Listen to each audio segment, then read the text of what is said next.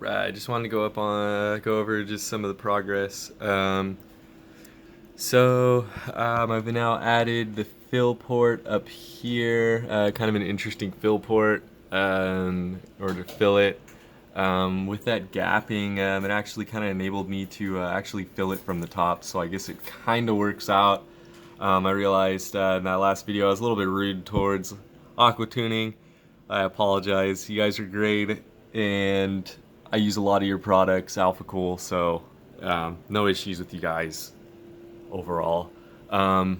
Anyways, so here's that Swiftech GPU all plumbed up here. So I'll just go over the loop with you guys if you're interested.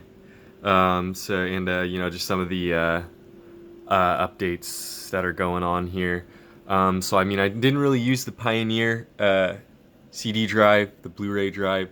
I just had it for so many years, and I just decided, oh cool, like I could fit it into this new build. And it's kind of like obsolete. I don't really need it. So I removed it so that I could obviously place the reservoir here. So basically we have that. The light effect is going to be addressable up there, so I can open, you know, the front of the door and just access that little controller there for the LED going around the light tower. We have that UV cathode tube going inside the light tower. The exit of the light tower is right there. That's where the water is going to be spewing out.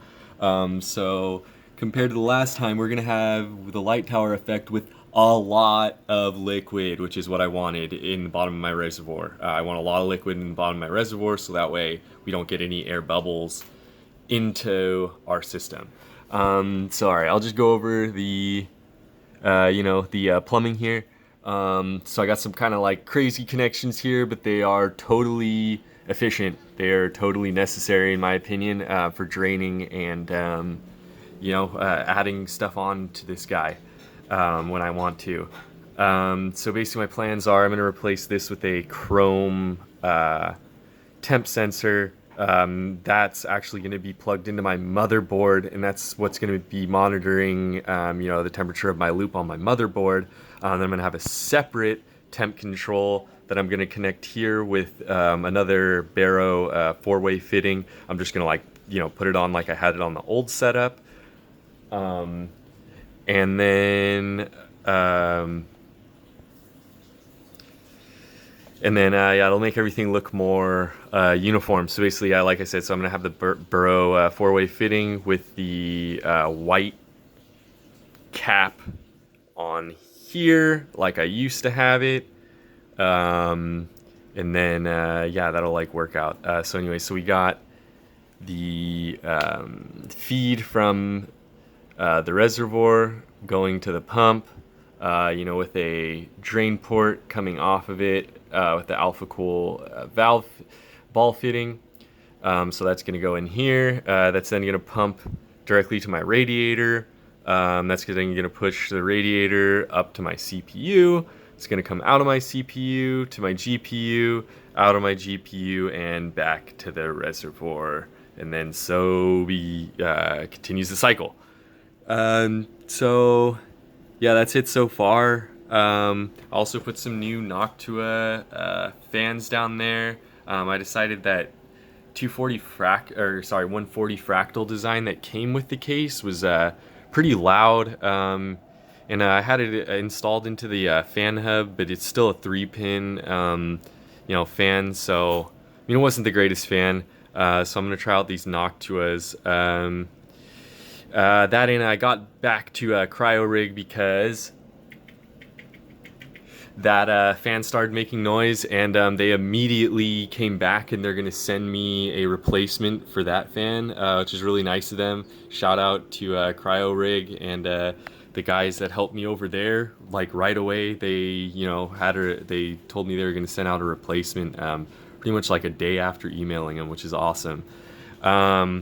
So yeah, that's pretty much it. So I'll just show the Fractal design vertical mount GPU kit. It's right there. looks pretty good. It's with this case, the R6 Define. You know, it has mounting screw points that are, you know, already available, so it's really straightforward install, really easy. I put those digital LEDs behind there, kind of trying to hide it with the screen here, but I'm basically just trying to get get that GPU lit, because now I'm kind of showing it off in the build. But yeah, so that's where we're at right now.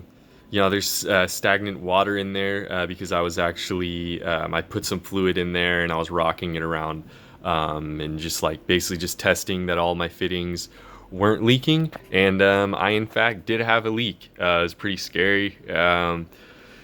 Basically, this fitting here just wasn't tightened all the way, and luckily I had the case on its, you know, on its back here, so it just dripped right here. I caught it relatively quickly with the help of my partner Becky. She came to the rescue and grabbed some towels and helped me clean that up really quickly. You didn't really get anything wet. It was really lucky that she was there. So yeah, that's pretty much it. There's the build, and I'm gonna try and finish it off today. But yeah, still not completely 100% done. All right.